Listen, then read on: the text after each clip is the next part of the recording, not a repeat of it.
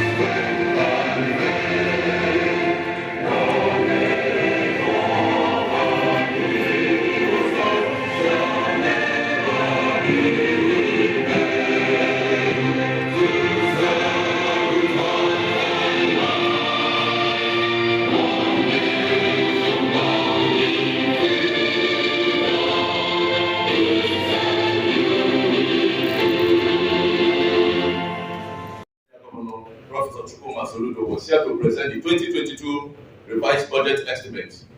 With the remarkable support of this House Assembly, we have all seen the positive results of the 2022 revised budget in all sectors of the state economy. Mr. Governor, we recall that during your last presentation of the 2022 revised budget to this House, you made particular reference to the massive flag-off of roads construction across the state, as well as aggressive tackling of insecurity among other highlights of that revised budget.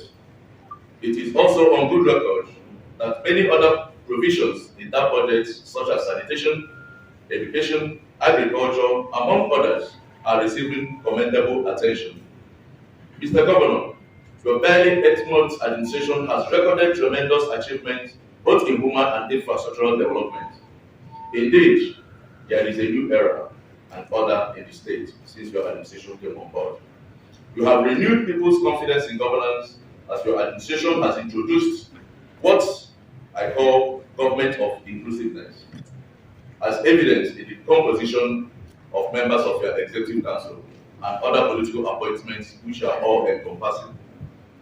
It is not a small feat that Mr. Governor has, within 8 months in office, flagged up over 200 kilometers of roads for construction across the state, employed a lot of teachers with the firm promise to employ more, improved the security architecture and environmental sanitation in the state, as well as the introduction of a new health system in the state known as telemedicine, and also with the assurance of employing a number of medical personnel to improve the general health needs of Anambra. I also acknowledge and commend Mr. Governor for your quick intervention in the natural flood disaster that hit the state recently. You are providing funds and other materials for rehabilitation of the flood displaced persons through the Anambra SEMA, and even as I call on the federal government to come to our aid. Mr. Governor, as usual, we are duty bound to painstakingly look at the budget and come up with a legal framework that will satisfy the intent of the government and the development expectations of Anambra. I assure you, Mr. Governor, that this House will give this budget expeditious consideration and will pass it as soon as possible.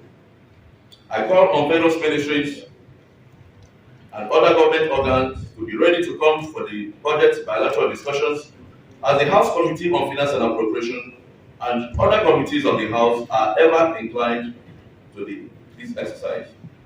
I urge Anambra to continue to pray for the peace and development of this state and give maximum support to our working governor, Professor Charles Soludo, at all times, because the solution is here.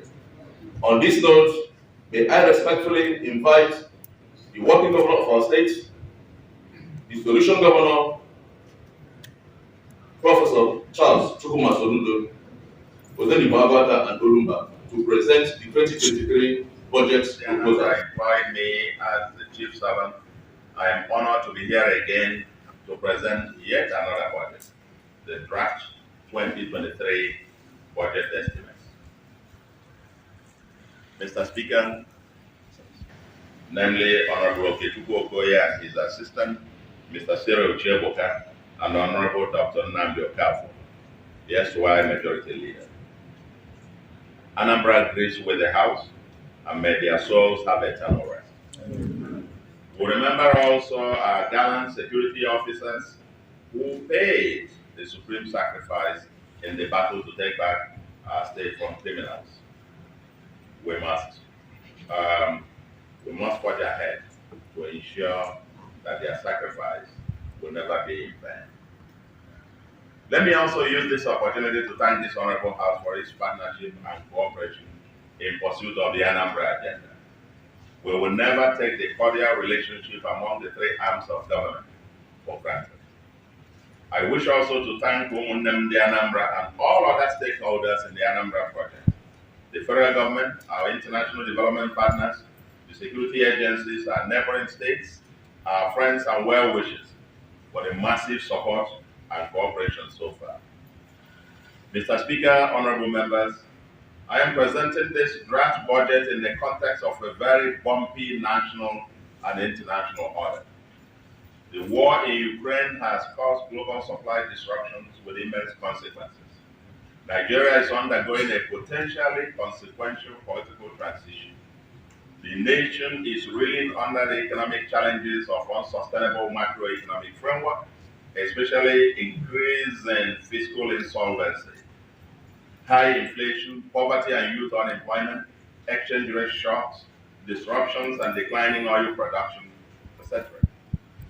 More recently, a huge natural emergency occurred, triggered by unprecedented flooding, which engulfed more than 50% of Anambra's landmass, dislocating hundreds of thousands of families and destroying lives, farms, assets, and livelihoods. Given Anambra's status as the gully erosion capital of Africa, if not the entire world, the massive flooding exacerbated an already terrible situation, with massive landslides, with villages sinking, and roads and bridges flooded.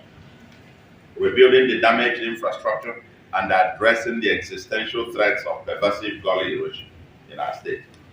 All this add to the existing challenges of insecurity and criminality, road and traffic crisis, impunity and lawlessness, especially poverty, waste management and air pollution, urban blight, low fiscal revenue, and others.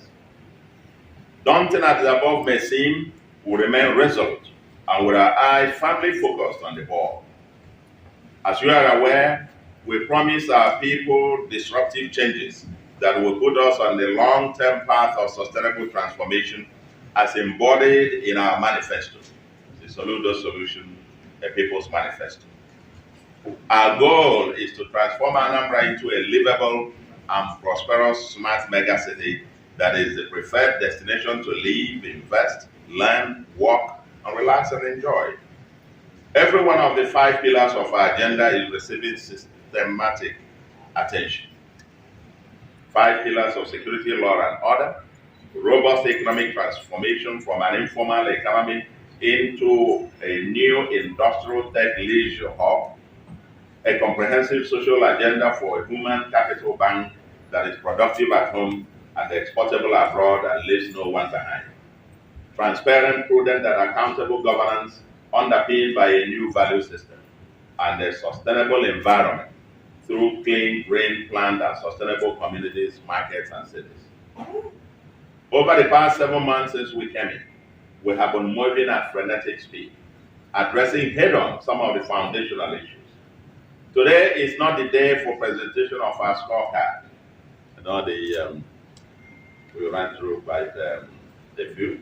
We shall do so in a few months' time during our first year anniversary.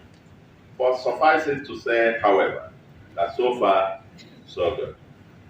But just 2 or 3 illustrations. On security, as we said, noted Mr. Speaker, we launched the Citizen Security Partnership to take back our state. And today, the 8 local governments that were literally under the occupation of the criminals when we assumed office have been liberated. The criminals now know that Anambra has zero tolerance for criminality. Of course, it took years for them to take root, and given the lucrative nature of kidnapping and all such other vices, we don't expect them to disappear completely overnight. But our resolve to completely rid Anambra of these criminals is total. And we thank all the federal security forces, our state vigilante service, the citizens. If you see something, say something initiative, the donors to Anambra Security Trust Fund, and all the other stakeholders in partnership for their unflinching commitment. Anambra is winning, and no doubt one of the safest states in Nigeria today. We have also declared zero tolerance for touting, the algorithms, and offer to help them transit into more productive ventures.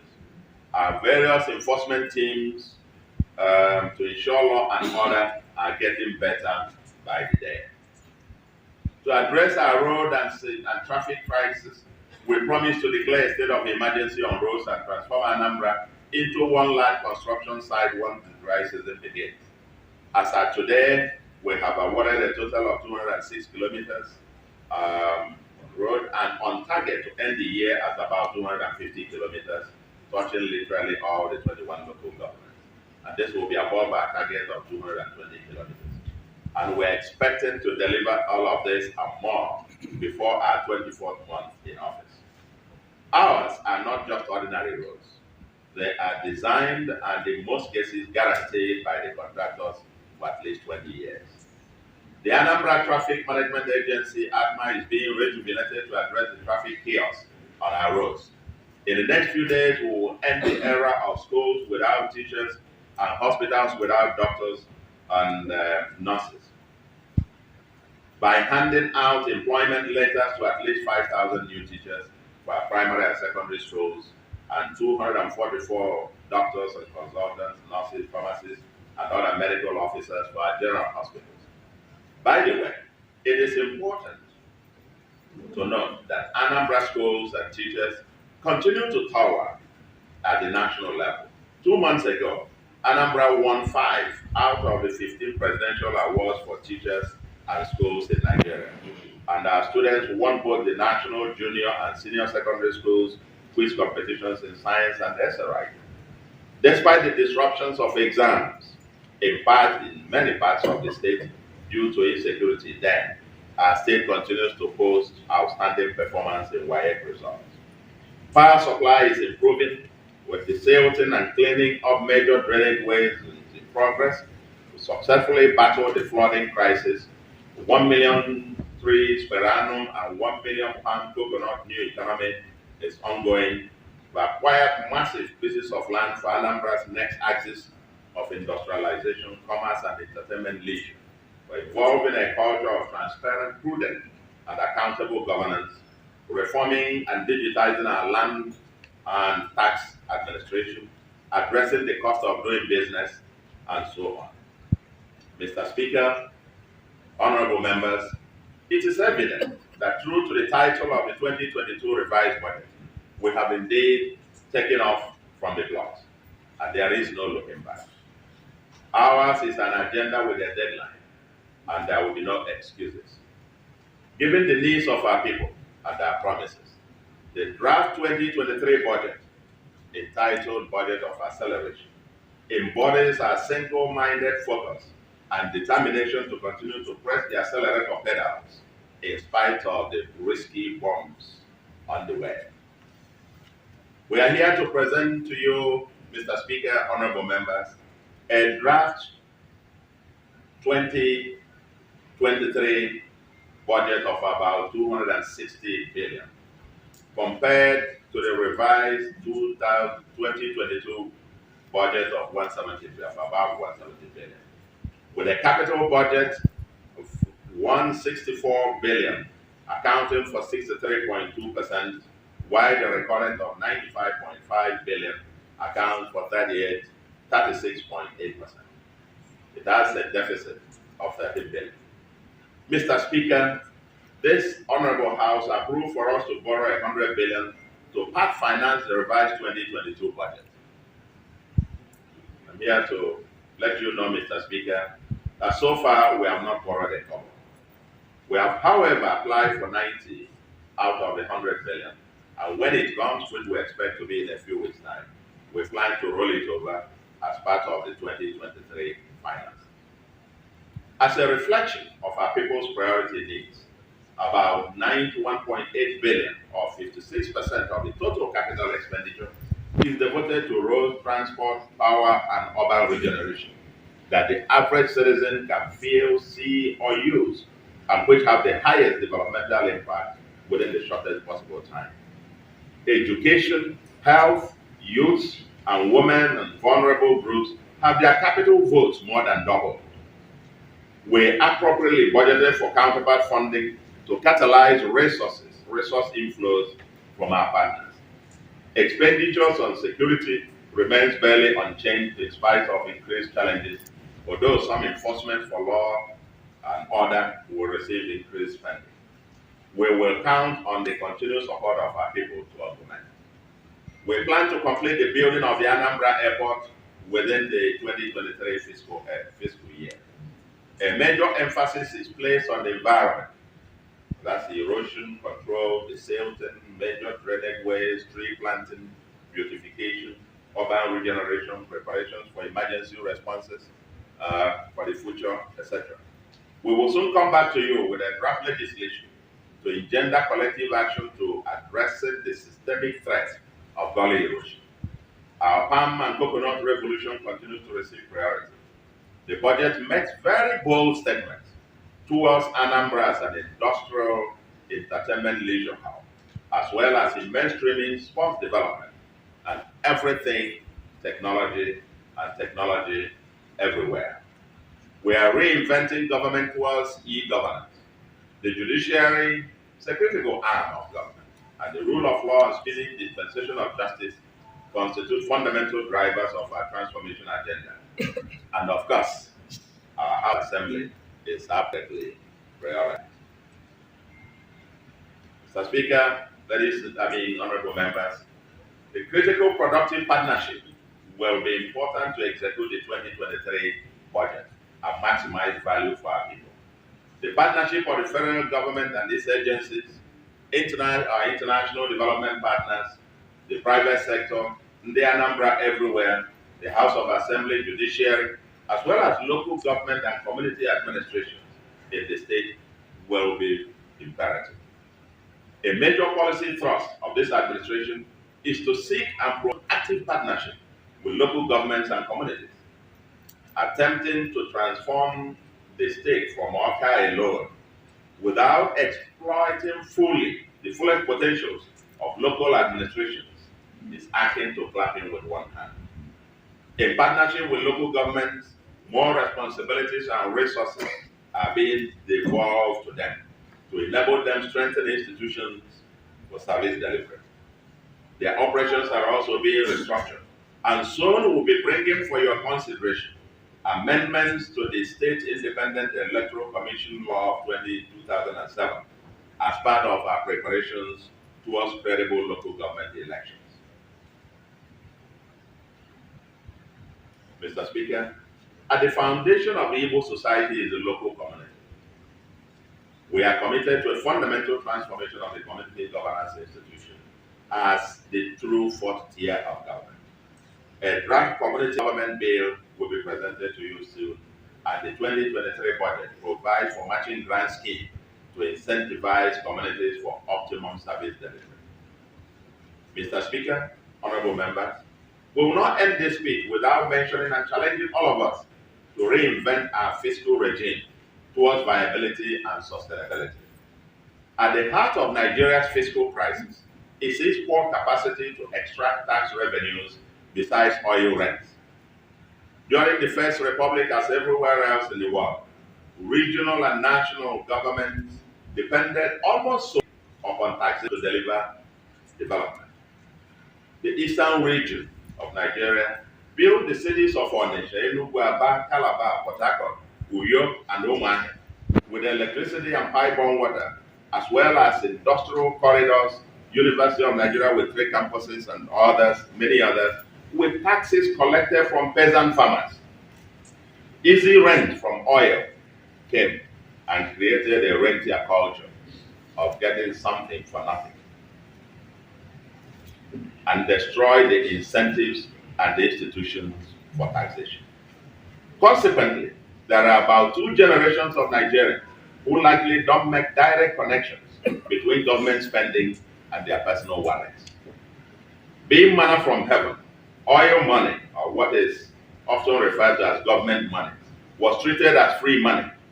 Those in government helped themselves to it, while the public cared little to hold them accountable. The social contract between citizens and government, where citizens employ or choose their leaders and surrender tax revenues to enable them provide public goods such as security, infrastructure, social services, etc., as well as hold them accountable, likely broke down. Government officers became, quote, bosses, while the citizens likely, quote, refuse or neglect to pay taxes because they don't trust the government. A vicious cycle has therefore ensued. Now that oil money is on its way out, and Nigeria increasingly has little choice but to rely on taxes to provide services to its citizens, there is the fundamental challenge of how to appropriately tax generations who do not know taxes as duty, nor trust government to use it well. In most developing countries, including much poorer, those ones much poorer than Nigeria, tax revenue as a percentage of their income or GDP is about 15 to 28%. In Nigeria, it is barely about 8%. But that's at the national level. Anambra State is probably one of the worst in Nigeria, with estimated state income or GDP of about 5.5 trillion. Our projected internally generated revenue IGR for 2023 is just a paltry 48 billion, or here it is, 0.87% of our GDP. At 0.87% of our GDP or income, Anambra is probably one of the locations in the world with the least tax revenue as a proportion of income. For comparison, honorable members, Lagos State projects to generate 1.1 trillion from IGR in 2023, coming to almost about 100 billion per month, or which indeed comes to about 64% of its 1.7 trillion budget for next year. Anambra's IGR for 2023 will be 4.4% of Lagos State's year. But, my dear friend, honorable member, if Anambra were to generate just 5% of its GDP as IGR in 2023, it will be a whopping, 275 billion, far higher than our total budget. Yes, just 5%.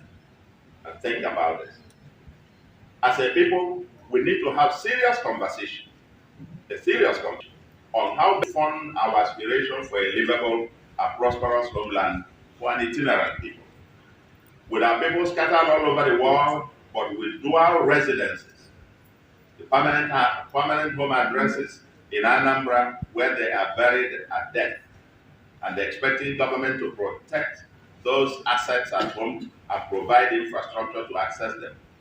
What will be our civic duties to the homeland? A prominent Onye Anambra who lives outside of the state but pays a significant tax to the state told me recently that whenever anyone asks me to construct a road or demand for public services, I should ask him or her how much tax he or she paid to the state. In other words, good roads, schools and hospitals, security, water and electricity, clean and planned environment, eating, paid for. I am glad that the conversation has begun.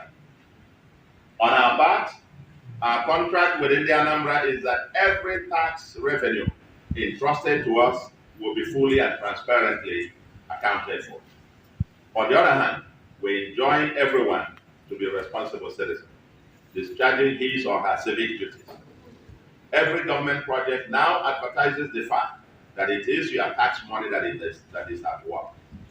It is not governance money, not an anonymous government money, but your tax that is at work. Our target is to gradually raise our IGR with a target of 3 to 5% of our GDP over the medium term. We are reforming and digitizing our tax system and kicking out the tax merchants and touts who, for decades, collected government revenue for themselves. We are simplifying and harmonizing taxes to minimize multiple taxation, as well as eliminating or reducing taxes for the poorest segment of our society.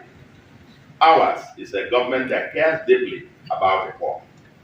That informed our massive investments in Ogboko to lift up nearly 1 million poor people trapped in despicable urban swamp. We have consequently banned collection of taxes from vulcanizers, hawkers, and barrow or truck pushers.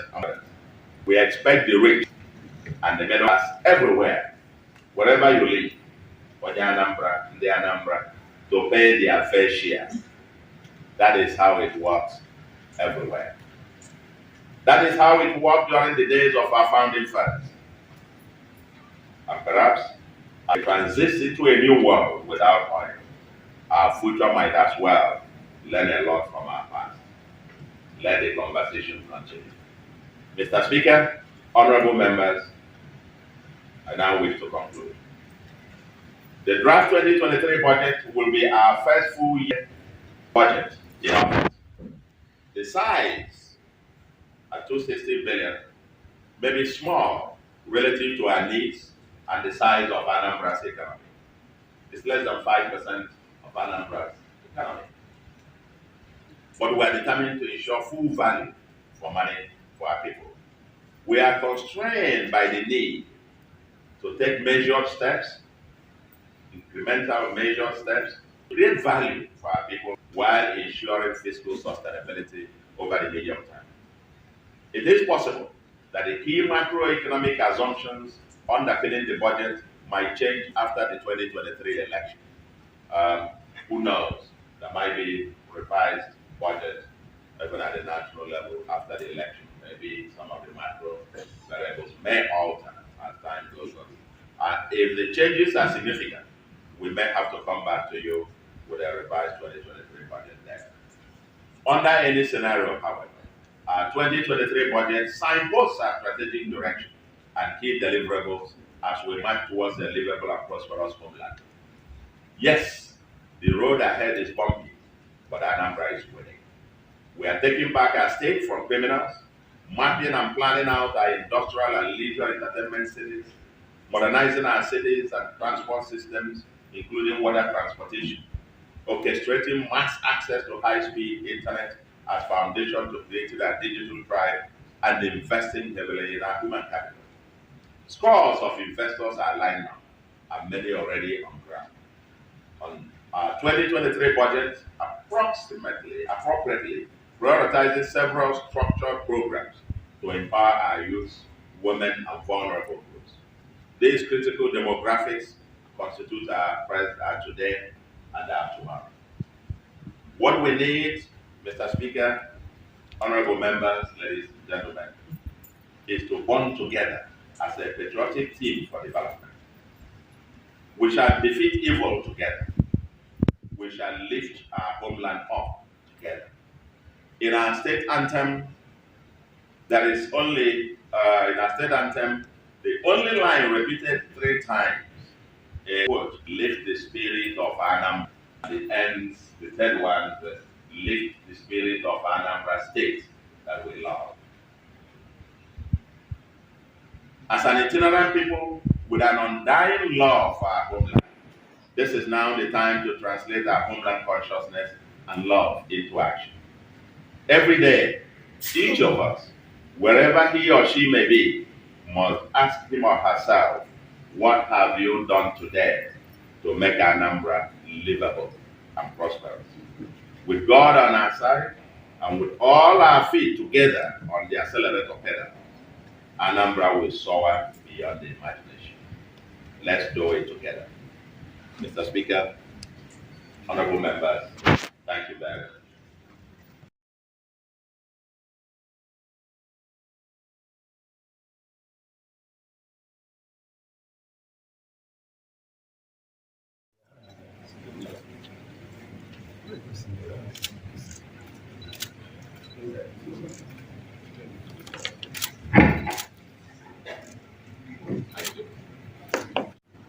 Mr. Speaker, I respectfully wish to move a motion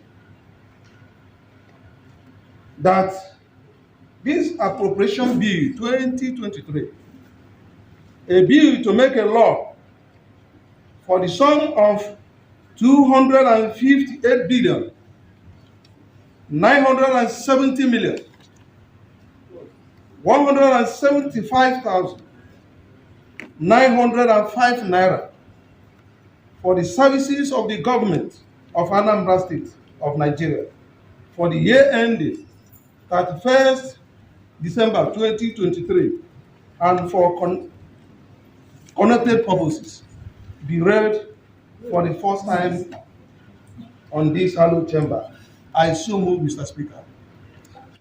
258 billion 970 million 175,905 naira for services of the government of Anambra State of Nigeria for the year ending 31st December 2023 and for connected purposes.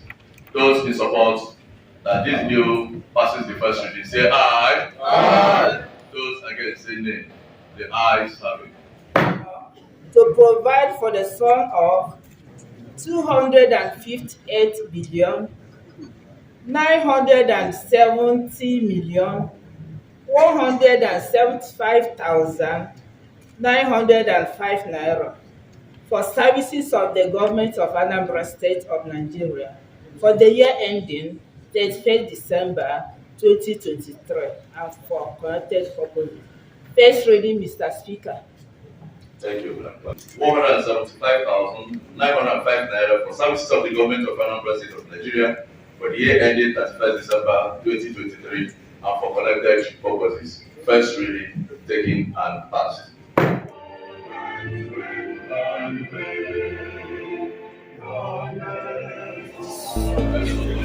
Oh,